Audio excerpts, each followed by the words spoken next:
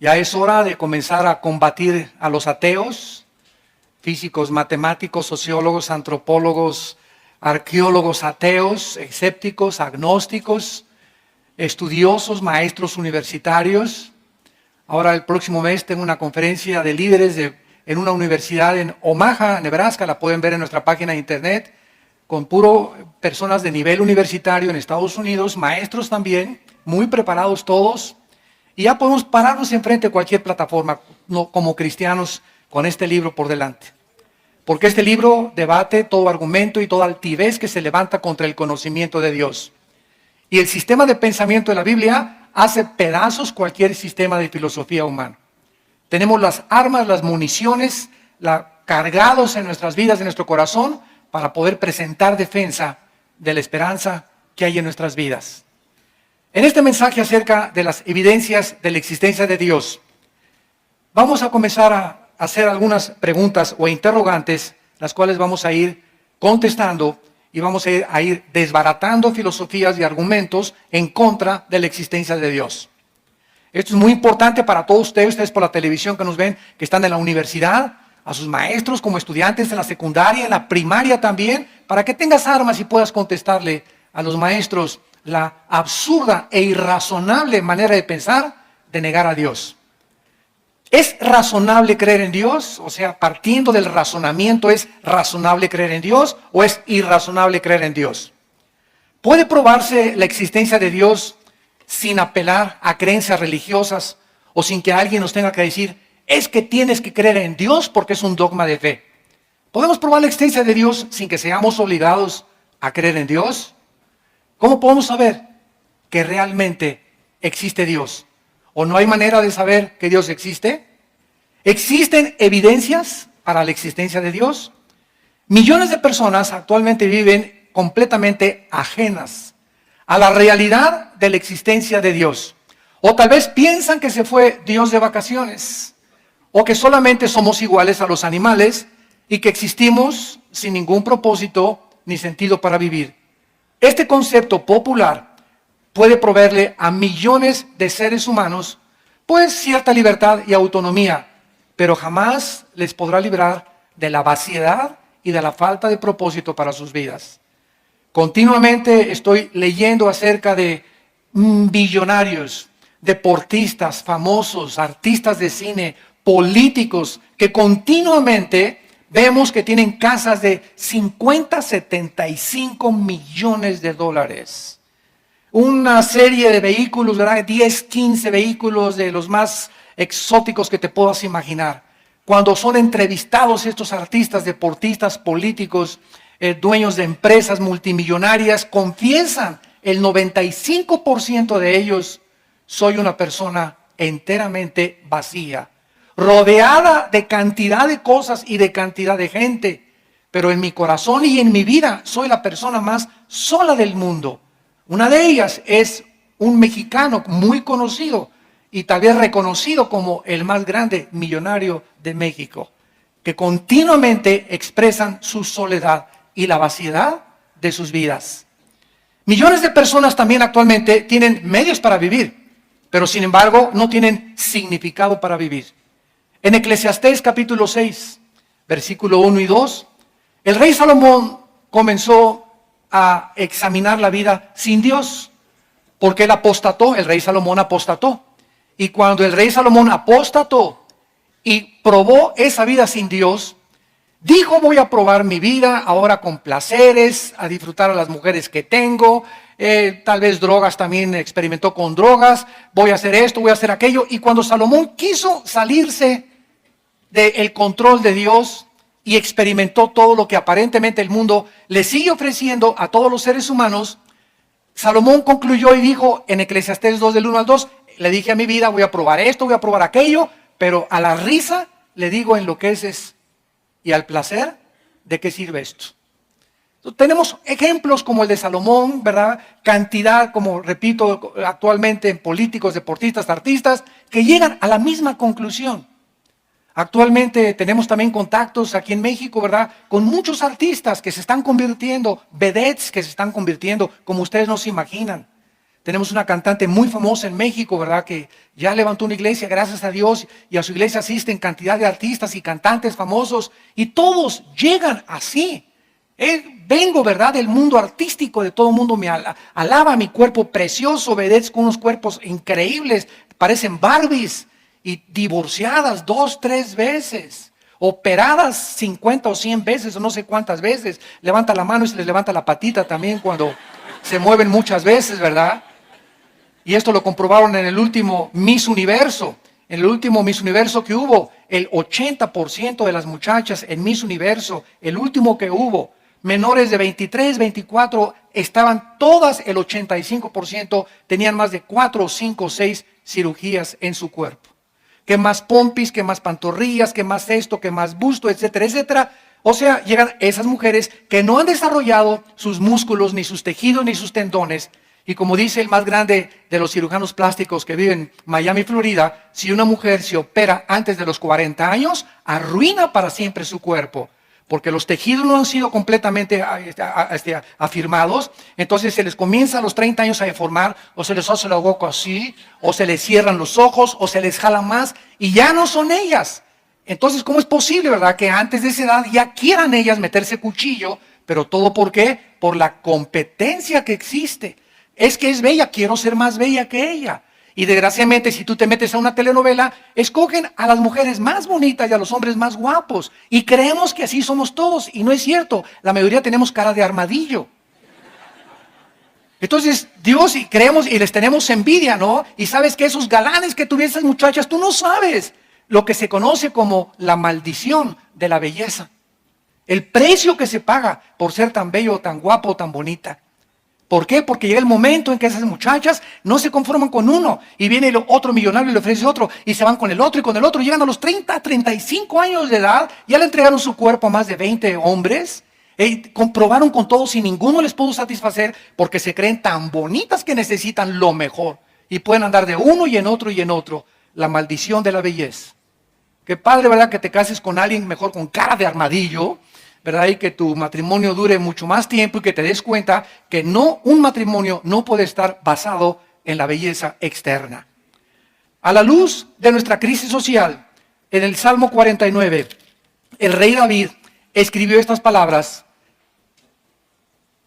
Salmo 49, del 11 al 2. Su íntimo pensamiento, o sea, de todas estas personas que estamos hablando y que nos rodean, el íntimo pensamiento de estas personas es que sus casas serán eternas. Piensan que les va a durar todo y que lo que tienen es eterno y se aferran a los bienes materiales. Sus habitaciones para generación y generación dan sus nombres a sus tierras. Esto es increíble porque hasta las iglesias ha entrado esto. Yo conozco iglesias donde si tú das cierta cantidad de dinero, a tu banca le ponen tu nombre. Increíble. Y esa banca solo tú te puedes sentar ahí. O sea, tienes una acción, ahora sí que se podría llamar, ¿verdad? Acciones dentro de las iglesias. O te dicen que si mandas predicadores y mandas tal cantidad de dinero, te van a mandar grabar en tal parte o en tal pared con letras de oro tu nombre. Entonces, todo esto, ¿verdad? Viene de la mercadotecnia mundana que se está infiltrando a la iglesia cristiana. Y que comenzamos a darnos cuenta, ¿verdad? Que a mí qué me importa que mi nombre no esté mi nombre. El que es glorificado en la iglesia es el Hijo de Dios. Virgen de la Macarena. Mas el hombre, dice el Salmo, no permanecerá en honra, es semejante a las bestias que perecen. Increíble. Cuando es la palabra de Dios, el Espíritu Santo no se ha equivocado. Y el Espíritu Santo compara a este tipo de personas, las compara con los animales. ¿Por qué? Aunque no son animales, porque llevamos la imagen y la semejanza de Dios, viven solamente para trabajar, para comer y para dormir. ¿Qué hace una vaca? ¿Qué hace un burro? ¿Qué hace un perro? Comen, se duermen, las vacas, todo el día, paste, y se duermen, y se levantan, y comen, y duermen. Los animales para eso viven. Pregunta una persona, oye, ¿tú para qué trabajas? Para comer. ¿Y para qué comes? Para trabajar. ¿Y no hay otro propósito en tu vida? ¿No has podido descubrir a Dios? ¿No te das cuenta que puedes disfrutar de viaje a Acapulco o con dinero sin dinero disfrutar la vida? No. ¿Por qué? Porque todos sus metas y todos sus objetivos son hacer dinero. Y se enseña a los hijos, dice, cásate con un muchacho que tenga esto, que tenga convertible, que tenga dinero y con una muchacha bonita. Y creemos que ya está garantizado nuestro destino. Dice el versículo 16 al 20 del mismo capítulo 40 de los Salmos, no temas cuando se enriquece alguno, cuando aumenta la gloria de su casa, porque cuando muera no llevará nada, ni descenderá tras él su gloria. Aunque mientras viva, llame dichosa su alma y sea loado cuando prospere, entrará en la generación de sus padres y nunca más verá la luz. El hombre que está en honra y no entiende, otra vez se vuelve a repetir, es semejante a las bestias que perecen. El doctor Erich Fromm, que no era cristiano, pero está reconocido en el mundo académico como uno de los más grandes especialistas en la conducta humana, el doctor Erich Fromm escribió estas palabras que están bastante relacionadas con lo que acaba de decir el rey David. Dijo así el doctor Fromm, la mayoría de las personas que me visitan sufren de una muerte interior del alma. Viven en medio de la abundancia, pero no tienen gozo ni tienen paz. Estamos hablando de un psiquiatra, ¿verdad? Que famosísimo, reconocido como de los mejores que hay, que está reconociendo que hay algo mucho más en sus pacientes que les hace falta. En otras palabras, me visitan millonarios, me visitan hombres, médicos, diputados, políticos, y me doy cuenta que todas estas personas que me visitan no se diferencian de los animales, son como zombies. Parece que no tienen alma. No tienen más que un objetivo, vivir para qué, y ya que tengo dinero, ya que tengo belleza, ¿y ahora qué sigue? Ya fui presidente de la República, te dura 6 años, compadre, el puesto. Ya fuiste gobernador, te dura 4 años o 6 años. Y cuando acabes eso, ¿qué? Y ya soy guapo, y ya soy artista, y cuando llegues a los 40 años, que tengas cara de rana, ¿verdad? Y que ya se te haya quitado la belleza y todo, ¿qué? ¿Vas a seguir viviendo en eso, obsesionada, como las artistas de Hollywood?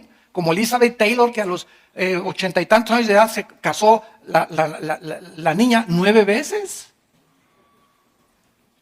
Veamos ahora entonces la importancia de tener a Dios.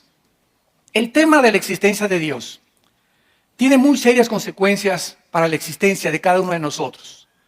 Porque ningún otro asunto es más importante para el ser humano y profundo que estar conscientes que no somos animales. Que no vivimos solamente para producir, para hacer dinero, para destacar, para ser adorados, para ser aplaudidos, para ser reconocidos. Hay cosas mucho más profundas que esas en la vida. Es importante la importancia de Dios antes de probar la realidad de Dios como lo vamos a hacer. Hace algún tiempo un oficial de policía observó a un hombre en la orilla de un puente que estaba listo para aventarse y suicidarse. El policía se acercó con este suicida potencial y le dijo, hagamos un trato, dame 10 minutos para probarte que vale la pena vivir. Y entonces te doy yo a ti 10 minutos si tú me demuestras por qué no vale la pena vivir y te avientas entonces. Bueno, pasaron 20 minutos y entonces le dijo el policía, si no te convenzo, te puedes suicidar. De acuerdo a esta historia, después de los 20 minutos, los dos se tomaron de la mano y se brincaron hacia abajo. Esta historia nos hace preguntarnos, ¿vale la pena vivir? ¿Cuál es la base lógica? ¿Cuál es la razón de nuestra existencia? ¿Para qué vivimos? ¿Cuál es la base de nuestros valores morales? ¿Cuál es la base de todas las cosas morales y racionales? ¿Cuál es la base de nuestra dignidad y de nuestra personalidad? Un gran hombre también literato, William Shakespeare, inglés, escribió Hamlet y otras obras. Yo me recuerdo cuando era joven, que también estuve mucho tiempo en el drama y me encantaba la actuación. En una obra de teatro en la escuela me dieron el papel de Hamlet, morir, vivir, dormir, no más. Y aquí el problema, que es más levantado para el espíritu, sufrir los golpes y los dardos de la insultante fortuna, o levantar las armas contra un piélago de calamidades y haciéndole frente a acabar con ellas. No se me olvidan todavía todas esas frases de la obra de Hamlet que tenía yo que repetir. Y es lo que dice Hamlet, morir, dormir, no más. O sea, ¿no te gusta vivir? Mátate. Así dijo Hamlet, es morir o dormir. ¿Estás vivo? Sí. ¿Sabes una cosa? Forja tu carácter, porque si estás vivo, vas a sufrir. El mundo es para aquellos que arrebatan el reino de Dios. Y si comienzas, ay, es que y me traicionó, y me puso los cuernos, y me divorcié, y ya nadie me quiere, a la víctima, y me pasó esto porque hizo estas cosas, y como cuando comenzamos a hundirnos en una autolástima, y en victimizarnos y creer que mi mamá y no me comprende, y mi novio y mi novia, y cuando no somos lo suficientemente maduros para saber que en este mundo en el que vivimos es un valle de sombras, de valles y de muerte, de tragedias, de violencias naturales, de problemas morales, todos vamos a ser traicionados alguna vez, todos vamos a ser perseguidos, todos vamos a ser odiados, todos vamos a recibir calumnias, todos estamos en un mundo de pecado controlado por Satanás. Ahora, para enfrentar este mundo tan cruel en el que vivimos, se necesita que fortalezcamos interiormente nuestra vida interior. Y esta es la razón por la cual cuando cayó la bolsa de valores hace algunos años en Nueva York, el 60% de los billonarios se suicidaron. ¿Por qué? Porque al enfrentar el mundo y al enfrentar la bancarrota y la pérdida y el divorcio, se matan o matan a los demás. O me engañaste y te mato a ti y a mis hijos. ¿Por qué? Porque eres para mí nada más. Y no creemos, ¿verdad? Que si te ponen los cuernos, tiene una mejor mujer para ti, Dios. ¿Para qué la matas? Déjala que siga viviendo, que se vaya con el gavilán pollero con el que se fue.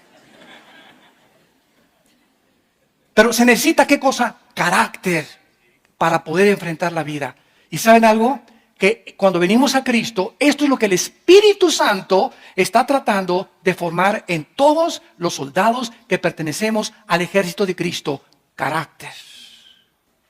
Nos está Dios blindando para aguantar misiles Tomahawk. Ya no balitas 22 ni 25. Los misiles que nos avienta el maligno y los problemas que enfrentamos en el matrimonio y en los divorcios y en la persecución y en el gobierno y en las malas entendidos, etcétera, etcétera. Tenemos que seguir de pie y acabar con gozo, no amargados. Porque el que se amarga en esta vida no entra a la tierra de Canaán. Escúchame muy bien. El veneno más grande que te impedirá acercarte a Dios y recibir su gracia es la amargura. Amárgate contra alguien o contra algo y es el veneno más grande que tu alma pueda tener. Entonces, si no hay Dios, ¿verdad? Somos como animales y es como si estuviéramos en una librería mirando los libros, pero sin tener la capacidad de leerlos. En otras palabras, vivir sin entender por qué vivimos. Como animales en una librería, viendo miles de libros y sin poder entender ningún libro. Vivir en la vida sin entender por qué estamos aquí. ¿Por qué existe el sol, el diseño maravilloso, la belleza? ¿Por qué existe el sufrimiento? ¿Por qué Dios permitió la maldad? Todo tiene respuestas en la Biblia. Y necesitamos esas respuestas para poder seguir viviendo y seguir ayudando a millones de personas como tú y como yo, antes de Cristo, que necesitan el mensaje de la gracia de Dios. ¿Somos acaso, señores ateos, el producto accidental de la materia que evolucionó de un grano de polvo y se desarrolló en personas humanas, señores ateos? ¿Acaso si realmente existe una creación accidental, como dice y sostiene la teoría de la relatividad y la teoría de la evolución de Carlos Darwin, de Friedrich Nietzsche, de Sigmund Freud, de Jean-Paul Sartre, de Bertrand Russell y de todos estos hombres ateos que han tratado de escribir que somos el resultado de un accidente? Si somos el resultado de un accidente, todo comenzó con algo. Ahora, si comenzó todo con la materia, ¿acaso la materia puede pensar? ¿La materia puede tener conciencia? Entonces, ¿de dónde salieron los pensamientos y la conciencia? Que son nuestros pensamientos. Nuestros pensamientos trascienden la materia. Yo no puedo capturar los pensamientos, ni tú sabes lo que yo estoy pensando. Pero estoy en un mundo espiritual donde estoy en contacto, pensando con seres espirituales, porque Dios conoce mis pensamientos. Entonces, estas explicaciones no tienen respuesta en el ateísmo. ¿Acaso la materia produjo los sentimientos y la conciencia? ¿Puede la nada producir nada? ¿Cabeza de calabaza? La ausencia de Dios en la realidad, ¿verdad?, Jamás se puede explicar por qué la búsqueda de la verdad, del bienestar social, de la justicia, del vacío tan grande que existe en el alma humana.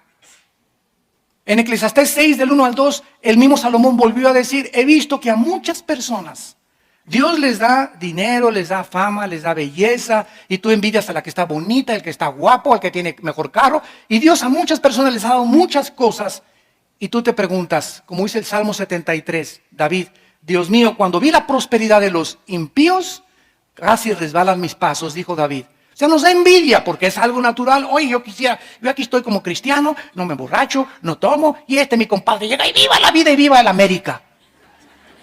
Y hasta atrás llega mi compadre y se levanta como si nada. Pero ¿sabes una cosa? Tu compadre es igualito a un animal y al perro fido que tienes ahí en tu casa. Y tú tal vez no tienes lo que tiene tu compadre, pero ¿sabes una cosa? Tienes conciencia de Dios y espérate, porque es importante la paciencia. Espérate, porque el que ríe al último, ríe mejor. Vas a ver en 3 o 4 años a tu compadre si sigue igual. Y te vas a ver tú en 2 o 3 años si tú sigues a Dios y creyendo las promesas de Dios. ¿A dónde te va a poner Dios? Arriba de tu compadre. La historia del hombre que se fue de pesca es una realidad también como una historia. Nos va a ilustrar esta verdad. Estaba un hombre pescando y cada vez que pescaba un pez grande, lo agarraba y lo devolvía al lago. Y cuando pescaba un pez chiquito, se lo guardaba en la canasta. Y así estaba, sacaba los grandes y los devolvía al lago. Sacaba los chiquitos y los guardaba en su canasta. Un hombre que lo estaba observando de lejos le preguntó, viendo que era algo tonto e irracional. Oye, ¿por qué haces eso? ¿Por qué a los peces grandes los devuelves y te quedas con los chiquitos? Y el pescador le contestó y le dijo, es que en mi casa tengo un sartén de este tamaño y nada más caben los chiquitos. Y de la misma manera, ¿verdad? Existen millones de personas que no aceptan la existencia de Dios por el tamaño de sartén que tienen en su mente. ¿Cómo los pensamientos de Dios son tan grandes, más altos que los nuestros y sus caminos más grandes que los nuestros? No aceptan la realidad de que puede haber algo superior a la mente y al sartén que tienen de mente y de cabeza en su casa. No aceptan esta realidad. La idea de Dios no les cabe en sus pensamientos. La verdad es que hay realidades, señores ateos, mucho más grandes de la mente finita que tenemos, y al rechazarlas nos parecemos a ese tonto y necio pescador. Lo rechazo porque no cabe Dios en mis pensamientos. En la primera carta a los Corintios, el apóstol Pablo, capítulo 2, nos dice estas palabras hace 2000 años. 1 Corintios 2, versículo 11. Porque ¿quién de los hombres sabe las cosas del hombre, sino el espíritu del hombre que está en él? Así tampoco nadie conoció las cosas de Dios, sino ¿quién? Sócrates, Platón, Darwin, Nietzsche, Hitler. La Biblia dice que nadie conoce la mente de Dios. Y el único que conoce la mente de Dios, el único que conoce la mente del gran maestro de maestros, creador y diseñador de los cielos y de la tierra, es el Espíritu Santo. Bueno, si solamente hay alguien que conoce la mente de Dios, que es el Espíritu Santo te necesito, ven a mi vida, porque si no tengo al Espíritu Santo, ¿qué cosa? Nadie puede conocer a Dios. Y esta es la promesa que Dios nos hace. Recibirán el Espíritu Santo cuando reciban a Jesucristo como Señor y Salvador. Y cuando un cristiano reconoce sus pecados y reconoce a Jesucristo como su Salvador, recibimos al Espíritu Santo. Y es el Espíritu Santo, no mi racionalidad ni mi capacidad. Yo puedo tener doctorado en ciencias políticas y ser filósofo, y como William Shakespeare, un gran literato, y un gran político, y un gran físico matemático, etcétera, etcétera. Sin embargo, mis capacidades mentales e intelectuales son pequeñas. Es como un cerebro de un caracol comparado con el cerebro humano. Es incapaz e imposible que el ser humano, por sus facultades naturales, entienda a Dios. Es Dios el que tiene que entrar a nuestras vidas para que nosotros comencemos a entenderlo. ¿Y cuál es el libro que el Espíritu Santo usa para poder comenzar a guiarnos a conocer a Dios? La Biblia. No hay otro. No es el Código Da Vinci, no es el Evangelio de San Judas Tadeo, No son los libros que encontraron por allá escondidos, no es los libros de José Benítez, El caballo de Troya, no es a esas cosas. No esperes conocer a Dios en los autores de libros del mundo, porque ellos hablan barbaridad y medias. Les llamamos diarreas mentales, yo les llamo marihuanadas. Profesando ser sabios, se creen necios. Y comienzas a leer esto al filtro de la Biblia y te espantas de la realidad. Dice el mismo capítulo de 1 Corintios 2 que solo el Espíritu Santo conoce las cosas de Dios. Entonces dice el versículo 12, y nosotros hemos recibido al Espíritu del mundo, no lo hemos recibido, sino al Espíritu de Dios, para que sepamos lo que Dios nos ha concedido. En otras palabras, aquí todos ustedes que nos ven y que nos oyen a través de la televisión y del radio y del internet, etcétera, etcétera, todos los que están atentos a esta conferencia están conscientes de una realidad. Solamente en tu vida hay una o dos partes del Espíritu.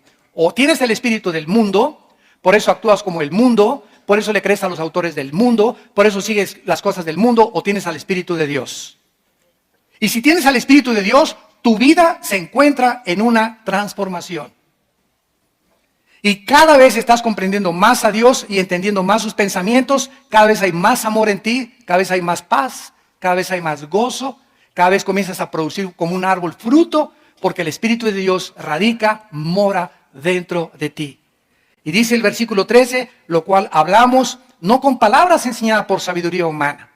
Cuando alguien llega y me dice, hermano Alducin, usted es un hombre sabio, ¿verdad? Y cualquiera podría decir, pues que no te habías dado cuenta desde antes. Pero cuando ya tenemos al Espíritu de Dios y crecemos conociendo a Dios, cada vez somos más chiquitos. ¿Saben qué? Porque mientras más cerca caminamos de Dios, más conscientes estamos de nuestras incapacidades. Mientras más cerca camino de Dios, más consciente estoy de mis pecados, de mis maldades. Mientras más camino cerca de Dios, más consciente estoy que no puedo hacer nada sin Él. La insuficiencia y la incapacidad del ser humano para no alcanzar nada en la vida sin Dios. Y esto es la conciencia que un cristiano tiene que desarrollar. La humildad y la mansedumbre. Si tienes sabiduría, no es mi sabiduría, es la sabiduría de la Biblia. Si eres elocuente, no es mi elocuencia, es la capacidad y el privilegio que el Espíritu Santo nos toma como instrumentos para ser simplemente instrumentos, guantes. Somos un guante donde Dios entra y solamente nos está usando. Somos como el burro que llevó a Cristo a Jerusalén. Imagínense ustedes, ¿verdad? Cuánta gente va ahí alabando y no nos damos cuenta, ¿verdad? Que no somos más que los burritos que llevamos a Jesucristo. Cuando le hicimos el aplauso, gracias, ¿verdad? Gracias, amado Paul. Yo sabía que lo merecía. Cállate, no eres más que el burro de Jesús. Muy bien, veamos ahora a continuación la evidencia cosmológica. La palabra cosmos es cosmos del universo, logos, conocimiento. Uno de los más fuertes argumentos para probar la existencia de Dios es esta, la evidencia cósmica. La existencia, vamos a seguir una línea lógica y elemental de razonamiento. Vivimos en un universo perfectamente bien afinado. El universo en el cual nos encontramos es como una computadora perfectamente bien afinada y diseñada, caminando 1000 veces mejor que la maquinaria de un reloj. Yo agarro el reloj y lo desarmo y tiene cosas, pero que se necesitan lentes especiales y tornillos especiales para ver que mi secundero esté caminando continuamente y me dé la hora exacta durante 10, 20, 30 años que tenga mi reloj. El universo es como un reloj, como una maquinaria superior perfectamente bien afinada, diseñada, calculada, escúchenme, matemáticamente y ordenada por algo que está detrás. Porque si yo veo una pintura, hay un pintor. Si veo un edificio precioso, hay un arquitecto. Si veo un reloj, hay un relojero. Si veo un libro, hay un autor detrás del libro. Todas las cosas tienen una causa de ser. Y si vemos un universo diseñado calculado, afinado matemáticamente, con un diseño precioso donde todo funciona. Cualquier cosa que se saliera del funcionamiento, el universo explotaría. Yo llego a una conclusión: los cielos cuentan la gloria de Dios y el firmamento la obra de sus manos. Oh Dios, tú tienes que existir, tú tienes que estar detrás de todo esto. Esto no pudo haber surgido de la nada ni accidentalmente. La vida no es un accidente tampoco, hay una razón por la cual existimos. Como dice el Salmo 19, ¿verdad? La gloria de los cielos cuenta la gloria de Dios. No se necesita, dice Romanos 1, porque lo que de Dios se conoce les es manifiesto, porque Dios se los manifestó. Y está hablando de los paganos que no tienen la Biblia, porque las cosas invisibles de Él, su eterno poder y deidad, se hacen claramente. Lo que es invisible se hace visible a través de las cosas hechas, de manera que ni los aucas, ni los aztecas, ni los chichimecas, ni ninguna tribu, ni ningún pagano, ni budista, ni nadie tiene excusa para decir el universo se hizo solo. Por eso en la conferencia que dimos ayer, la religión del anticristo, demostramos que desde el hinduismo, que es la religión más antigua, hasta nuestros días, el hombre es incorregiblemente religioso, como dijo Sigmund Freud, el psicólogo vienés. El hombre es incorregiblemente religioso. Siempre a través de todas las civilizaciones y de los años, el ser humano ha tratado de adorar algo, sentir algo, y los que no, van a las pirámides de Teotihuacán. Hazme el favor, van a las pirámides de Teotihuacán a recibir energía, por el amor de Dios. O se van a las a las pirámides de Egipto, tantas cosas que inventamos, ¿verdad? Pero es que estamos conscientes de que hay algo que trasciende nuestra conciencia humana y la vida natural del ser humano en este planeta. Vean ustedes en Isaías 40, hace 2750 años, lo que este profeta escribió acerca de Dios. Isaías 40, versículos del 12 al 14.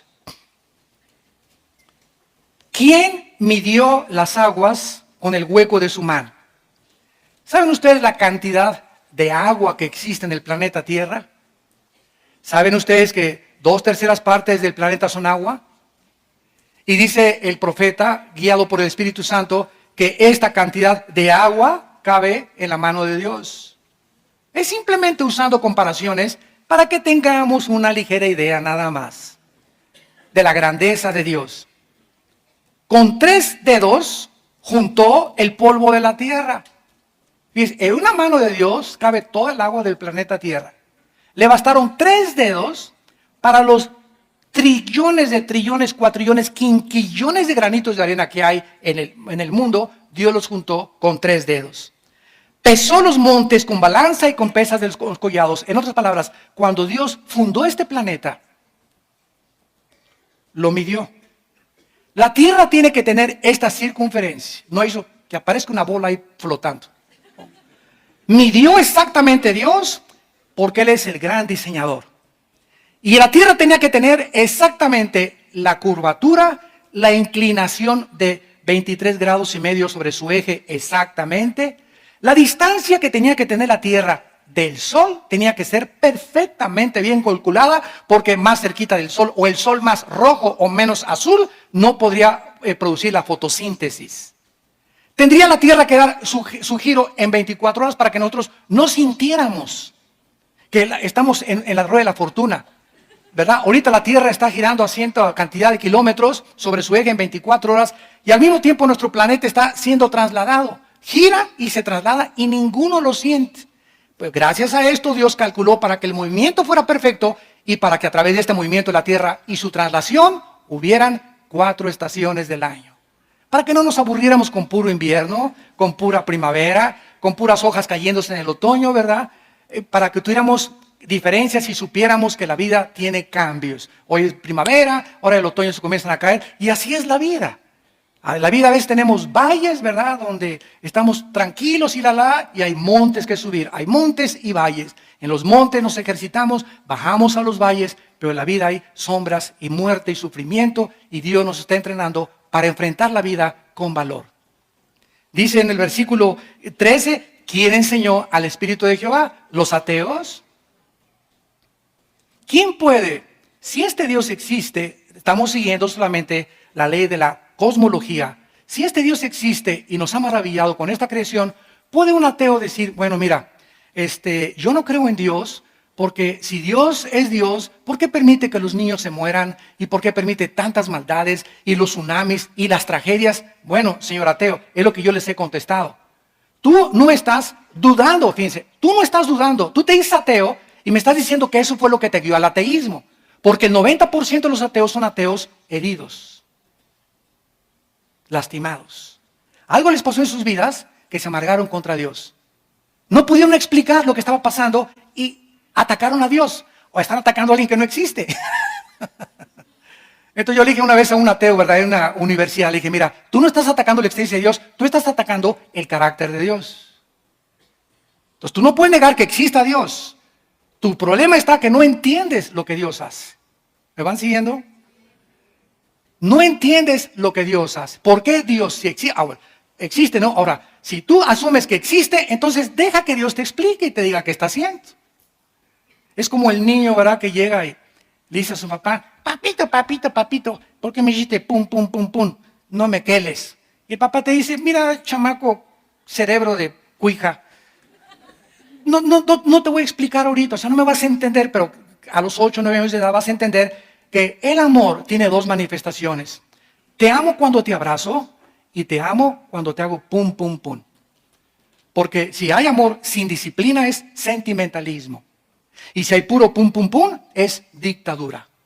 Entonces necesitan los dos elementos para educar a un niño. Amor, pero nunca le dejes de pum, pum, pum, porque crece con un carácter en rebelión. Nacen con la necedad, dice Salomón en Proverbios, ligada en la naturaleza humana. Desde chiquitos vamos en contra de la autoridad. Y comemos y te avientan los espaguetis. Y púchila. Y no quiero. Y como trompos se comienzan a darse vueltas y cómprame esto. Y tienen un juguete y no quiero esto y quiero el del otro. Y vemos desde chiquitos que traemos la maldad ya arraigada en la naturaleza humana. Y se necesita la vara y el amor, mezclados con sabiduría para no excedernos en ningún extremo. Bueno, así es Dios. Tú no entiendes por qué permitió al diablo. Ok, lo vas a entender como dijo Don Teofilito. Porque sus pensamientos son más grandes que tus pensamientos. Entonces no trates de combatir y pelearte con una cosa superior a tu vida. Esto es lógico. Bueno, entonces ¿cómo lo puedo entender? Ok, reconoce que Él existe, que Él murió en la cruz por tus pecados, que pagó con su sangre, con su Hijo Jesucristo. Cae de rodillas, reconoce que necesitas y que eres un pobre caracol, cuija, ¿verdad? Renacuajo de agua puerca. Y cuando reconozcas tu incapacidad y no agarres a Dios, a ver, págate para acá al cielo. Siéntate aquí en los sentidos acusados. A ver, Dios, ¿por qué hiciste esto? Imagínate nada más, esa es la posición atea. ¿Por qué hiciste esto? A ver, espérame tantito. Si tú fueras Dios, ¿hubieras hecho algo mejor? Claro que sí. No hubiera permitido tanta maldad del universo. ¿Así? Pues entonces hubiera sido un Dios que hubiera creado puros robots y zombies. Porque si no hay libertad para el mal y no hay libertad para el bien, ¿cómo podemos comparar qué es la misericordia y qué es la bondad y qué es el bien de Dios? ¿Cómo sabemos de la misericordia y el bien? Porque hay mal. Si fuera puro bien, seríamos robots sin elección ni capacidad de elegir amar a Dios libremente. Oh profundidad de los caminos y la sabiduría de Dios. Y dice el versículo 3, ¿quién le puede entonces enseñar a Dios? ¿Quién le puede aconsejar? Hazme el favor, nada más. Si yo fuera Dios, haría las cosas mejor. ¿Saben cómo se llama esto? Esto se llama soberbia. Soberbia. Soberbia de escritores, de ateos, de productores de cine, de políticos. Soberbia. Nos ponemos a demandarle al Creador como lombrices. Cállese, no nos podría hacer Dios así y se acabaría todo. Y no lo hace, porque Él es grande en su paciencia y en su misericordia. Dice el versículo 14, ¿y a quién le pidió consejo Dios para que lo avisen? ¿Quién le enseñó el camino del juicio? O sea, ¿quién le puede decir que lo que juzga está mal? ¿Quién le puede enseñar la ciencia a Dios o el conocimiento? ¿Quién le puede mostrar la senda de la prudencia? La palabra prudencia en hebreo es tebuná, que significa inteligencia. ¿Quién? Entonces, ¿cuál es el papel del ser humano? El Señor da y el Señor quitó, sea su nombre bendito. Dios, enséñame, me arrepiento hasta el polvo y enséñame tú el camino. Yo no soy nada ni nadie sin ti. vengo a seguirte y a obedecer tu santa voluntad. Ese es nuestro papel como seres humanos. No somos dioses. Y cuando tú hagas esto, no te imaginas las bendiciones que Dios derramará sobre tu vida. En esta evidencia cosmológica, ¿verdad?, que podríamos extendernos un poco más, encontramos pues también una frase del gran filósofo Jean-Paul Voltaire. Voltaire dijo, si Dios no existiera, ante ver la cosmología del universo, sería necesario inventar a un Dios. Fue lo que dijo Jean-Paul Voltaire. Si Dios no existe, hay que inventarlo, porque esto no puede haber salido de un accidente. Entonces, todo este peso de la evidencia cosmológica también se confirmó por los científicos. ¿De qué manera científicamente se demostró la existencia de Dios? Por la segunda ley de la termodinámica. ¿Qué dice esta ley? Que todo absolutamente en el universo está sufriendo un desgaste natural de la energía, lo cual se conoce como la ley de la entropía. Todo se echa a perder. Nuestro cuerpo está envejeciendo todos los días, muriéndose celularmente. Los edificios tenemos que cambiar la pintura, el agua se echa a perder, todo se oxida. El refrigerador nos muestra que la ley de la evolución no existe. En lugar de que estemos evolucionando, está retrocediendo. El universo está consumiéndose. El sol está perdiendo millones de toneladas más a cada segundo. El universo no ha existido eternamente. Es como un reloj que se le dio cuerda y se le está acabando la cuerda.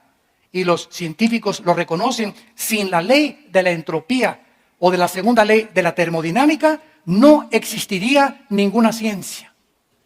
Absolutamente ninguna. Porque todas se basan en la primera y la segunda ley de la termodinámica.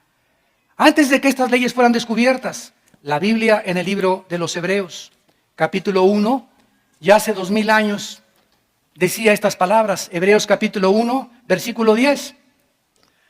Tú, oh Señor, en el principio fundaste la tierra y los cielos son obra de tus manos. Fíjense lo que dice el libro de Hebreos. Ellos perecerán, o sea, en la Biblia está escrito, antes de que se descubriera la segunda ley de la termodinámica y la ley de la entropía, que el universo estaba desgastándose. Y hace 2000 años no había telescopios, calculadoras, ni las computadoras que tenemos actualmente. Pero el autor Hebreos ya está escribiendo y está profetizando que el universo va a perecer, va a llegar a un fin, mas tú permaneces. Ellos perecerán, mas tú permaneces, y ellos se envejecerán como una vestidura. Como un vestido los envolverás y serán mudados, pero tú eres el mismo y tus años no acaban. Esto contesta la famosa pregunta de los niños, ¿quién creó a Dios? ¿No te han preguntado eso a alguno de tus sobrinos, nietos o tataranietos? ¿Quién creó a Dios? Bueno, esto es muy importante, ¿verdad? Si el universo tuvo un principio, tiene una causa, ¿correcto? Síganme con mucho cuidado. El universo tuvo un principio, el universo tiene una causa. Notemos algo, que todo lo que tiene una causa, ¿verdad? Tiene un principio. Pero notemos que no dijimos que todo tiene una causa. Dios, para contestar esta pregunta a los niños, mijito, Dios no tiene una causa, porque Él ha existido no desde el principio. Dios no tiene principio, solamente lo que tiene principio tiene una causa. La materia, el espacio y el tiempo tuvieron un principio, Génesis 1:1, entonces tuvieron un principio, pero Dios, al no tener un principio, no necesita una causa para existir. ¿Capiche? Dios, al no tener una causa, no necesita, ¿verdad?, un principio, ni tiene un principio para tener una causa. Entonces, cuando decimos, Dios es eterno, muchos cristianos creen, es que Dios tiene billones de billones de años de existencia. O sea, metemos a Dios a nuestras 4 dimensiones en que vivimos y creemos que Él está viviendo nuestras 4 dimensiones, pero nuestras 4 dimensiones tuvieron un principio. Cuando Génesis 1:1 dice, hubo un principio en el cielo y la tierra, significa que cuando Génesis 1:1 comenzó la materia, el espacio y el tiempo. Y esto lo comprobó Alberto Einstein, que la materia, el tiempo y el espacio fueron juntos y creados al mismo tiempo los tres. Entonces, Dios es eterno, no significa que ha vivido millones de años, significa que Él vive en otra dimensión que no es la nuestra. Entonces, cuando hablamos de eternidad, no es decir, millones de millones de años para nosotros, pero la eternidad de Dios es que Él no es semejante a nosotros, ni vive limitado ni sometido a 4 dimensiones. Robert Hastrow, director del Instituto para los Estudios del Espacio de la NASA, dijo, ¿verdad? El tiempo, la materia y el espacio establecidos por la teoría de la relatividad E igual a mc al cuadrado, la energía igual a la masa por la velocidad al cuadrado de la luz o del tiempo, es íntimamente ligado, y si estas cosas fueron ligadas por Dios, Dios está completamente fuera de la dimensión espacio-tiempo en el que estamos viviendo. Y finalmente encontramos nosotros la evidencia teleológica, que es el estudio de la finalidad. ¿Saben ustedes cuáles son de las más grandes mentes científicas para que se la restriegues así a tu maestro ateo en la escuela? Isaac Newton. Una de las mentes científicas más grandes. Nació en 1642, murió en 1727. Isaac Newton escribió en su libro La filosofía de Newton de la naturaleza. Métete al Google y la puedes localizar. La filosofía de Newton de la naturaleza. Newton escribió, cuando veo la distancia perfecta del Sol a la Tierra, no puedo creer que haya sucedido por accidente. Este universo es maravilloso y solo pudo provenir de un ser inteligente que gobierna y ordena todas las cosas como Señor de todos y de todo, mi Señor Jesucristo. Newton era cristiano y escribió comentarios del libro de Apocalipsis. Y podríamos seguir diciendo más evidencias, el diseño de la vida, ahora que se descubrió en 1954, el doctor Crick, el ADN, el ácido desoxirribonucleico, que forman todas las células que tenemos en el cuerpo, comenzó el mundo a introducirse en que dentro de todas nuestras células hay un código, un software. Y para que haya información, un código, tiene que haber alguien que puso esa codificación. No se puede codificar nada sin una mente inteligente. ¿Quién puso en cada uno de los billones de mis células de mi cuerpo y del tuyo la información para reproducirnos exactamente iguales? Esto es maravilloso. La evidencia de la conciencia moral. Immanuel Kant, 1724-1804, escribió en su libro La crítica de la razón. 2 cosas llenan la mente con asombro y admiración: los cielos llenos de estrellas y la ley moral dentro de mi vida. Todos estos hombres del pasado reconocieron de alguna forma a los filósofos griegos que Dios existía. ¿Cuándo surgieron los ateos? En el siglo XX. Cuando alcanzamos la tecnología y los descubrimientos científicos, el hombre se envaneció en sus razonamientos. Su necio corazón fue entenebrecido y profesando ser sabios, se hicieron necios. Y finalmente, la evidencia cristológica. Realmente es la más grande evidencia de todas. Esta evidencia no puede ser descartada tan fácilmente. El gran filósofo francés Jean-Jacques Rousseau dijo en 1735 de ninguna manera Rousseau simpatizaba con el cristianismo. Escribió: si la muerte de Sócrates fue la de un filósofo, la vida y muerte de Jesucristo fueron la de un Dios. En su libro The Miracle of Unbelief, el milagro de la incredulidad. Todos estos hombres literatos de alguna forma tenían que llegar a eso. La evidencia bíblica indica que Jesucristo fue el Hijo de Dios. O fue el psicópata, paranoico, maniático, depresivo, más grande que la historia ha conocido. O Cristo es lo que Él dijo ser. O vuelvo a repetir, fue el loco más grande que se haya atrevido a decir: yo soy el camino, la verdad y la vida. Yo soy la resurrección de la vida. Y he aquí que he vencido la muerte, y cualquiera que crea en mí tiene vida eterna, y nadie conoce al Padre más que yo, y aquellos a quienes yo se los puedo hacer revelar. Y yo soy el pan que ha descendido del cielo y da vida a los hombres. Cualquiera que ustedes me siga no andará en tinieblas, porque yo soy la luz del mundo. Cristo nos viene a traer un mensaje de esperanza. No son animales. No fuimos creados por accidentes, ni somos el resultado de una selección natural, ni venimos de la evolución. Tenemos la imagen, la semejanza de un creador que nos da testimonio en nuestra conciencia moral que somos agentes responsables de nuestras decisiones. Y que cada decisión que yo tomo en mi vida tiene consecuencias para bien o para mal. He aquí les pongo, dice la Biblia, la bendición y la maldición. Escojan ustedes en quién quieren creer. Examina las evidencias. ¿Estás buscando a Dios? Examina estas evidencias. Si dices que eres ateo, siempre les pregunto: oye, ¿por qué eres ateo? Porque no encuentras a Dios. ¿Dónde lo buscaste? ¿No sales de Cholula? Ya viajaste por toda la tierra, ya viajaste por todo el universo y me puedes decir: no lo encontré, ¿eh?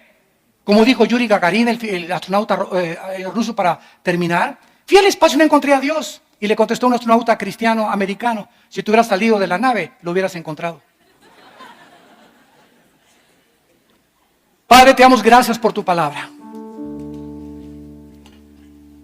Los cielos cuentan tu gloria y el firmamento la obra de tus manos. Un día emite sabiduría, otro día. No necesitamos ni siquiera oír palabras ni tu voz audiblemente,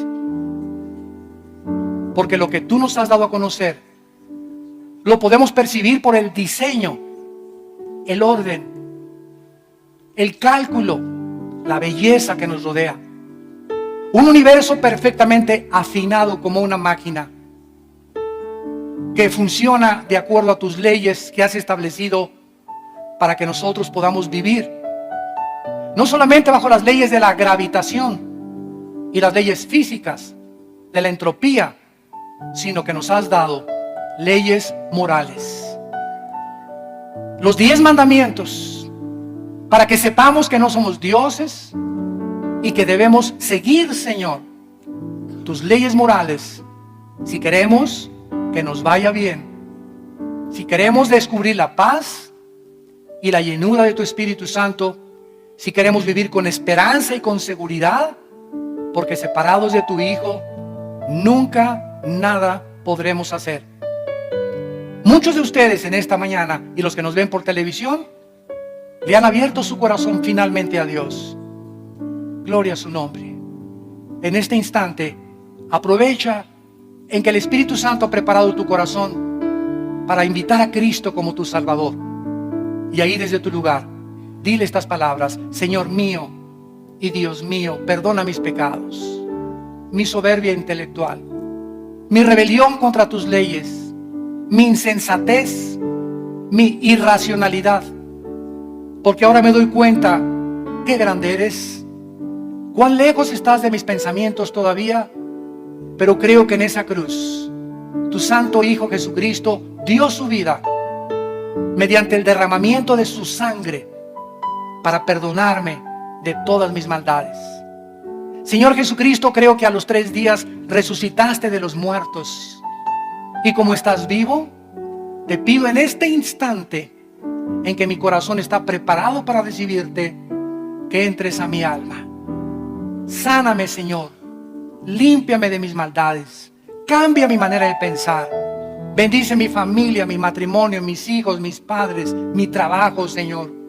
Dame el vigor y la salud y las fuerzas para hablar de ti y anunciar tu justicia a las naciones. En el nombre de Jesús. Amén.